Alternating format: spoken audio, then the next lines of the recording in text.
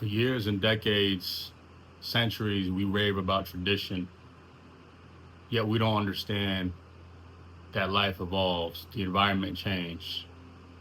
We had industrial revolution, we had a civil war, we had Jim Crow, we had different economic plateaus that happened. We had, you know, economic crises that happened. We had the boom of certain technologies and the boom of certain access to developments in our community, developments with the government. You know, we get into stocks, and then we have the internet. We get into investing, buying property, understanding savings. There's TED Talks. There's certain books that are to develop not just our psyche, our mental health, but our financial well-being. And I say all this to say there are so many opportunities within America that we have access to, that we know of through a friend of a friend, yet we can't tap in ourselves. Yet we don't have the bandwidth, the will, or the mind to tap in ourselves. We don't have the time because we are caught up being wage slaves. We are caught up working hour to hour, day to day, week to week, month to month, year to year, working to not only barely survive, not only to struggle and barely get a somewhat decent yet inconsistent quality of life, but we're promoting and we're in a way positively impacting the dream, the vision, the environment of a person or a group of persons.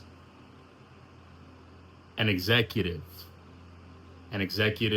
roundtable, shareholders, board of directors. That's what we work day to day for. That's what we work year to year for, life to life. We go around our life working to promote the well-being of others at the expense of our own well-being. So not many of us have these conversations with ourselves when we wake up in the middle of the day, or when we wake up at the beginning of the day, when we go to bed at the end of the night, when we're on break. We're not really having these conversations, right? Because we're so stuck on self. We're so stuck on the bills that come in the mail. We're stuck on what our kids are wanting to do after school. We're stuck on trying to take this vacation. We're stuck on trying to save for this property, to build stability in our life or our own sense of wealth building. We're stuck on this little stuff, yet we have people 3 to 8 levels above us, depending on the company and the bureaucracy of the company, 3 to 8 levels above us, living in a different stratosphere.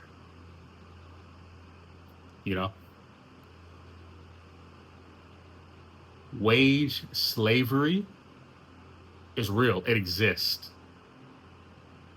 Don't think of the word slave in the essence of what, you guys may think of a slave as, right? Strip the color, strip the body and the makeup, right? Just think of what we do day to day. Think of what you do day to day. Your means to your gain, right? How you make your income.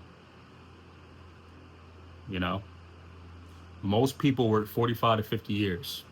Most people work 40 to 50 hours a week. Do the math. We get Social Security credits after 10 years. Usually, by the numbers, after 8 to 10 years of experience on a job, right, we're damn near at mastery level, right? It takes 10,000 hours to master a skill. Well, 8 to 10 years, we're pushing a decade, especially with some sort of degree or certification attached to it. We've all experienced to not only get to a level of financial gain with going from an entry level income to a more, I would say, more experience, a senior level income. Like we don't only have that opportunity if we can tap into it, because the game of life is chance. We also have the opportunity to decrease our costs, decrease our liabilities, say no to most things people put in front of us, and save and invest for a future outside of work, or at least a future that supplements our income without us doing extra work. You guys know what I'm saying?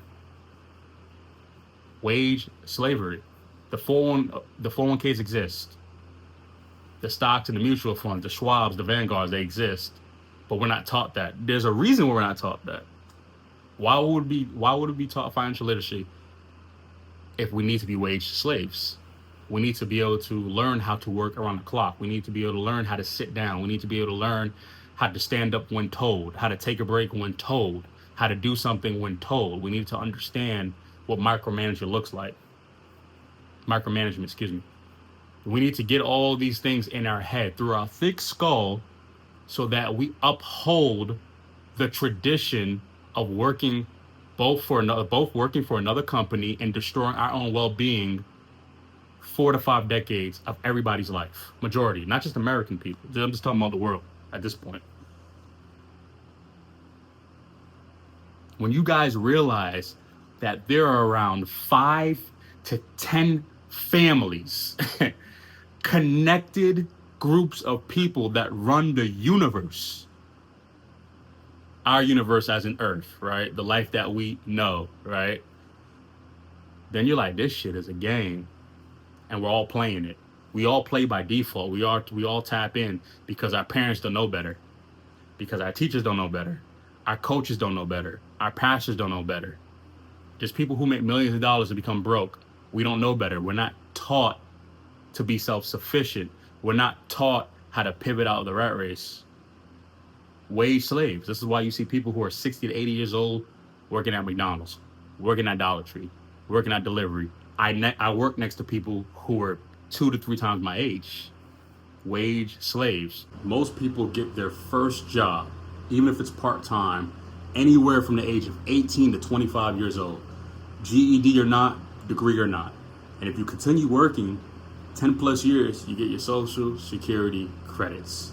And then you keep working for another 10 years, and you are advantageous with other opportunities to decrease your expenditure and increase your income, whether it's experience on a job or multiple jobs. Job hopping, it's a real thing. Don't stay on a job for more than 5 or 10 years.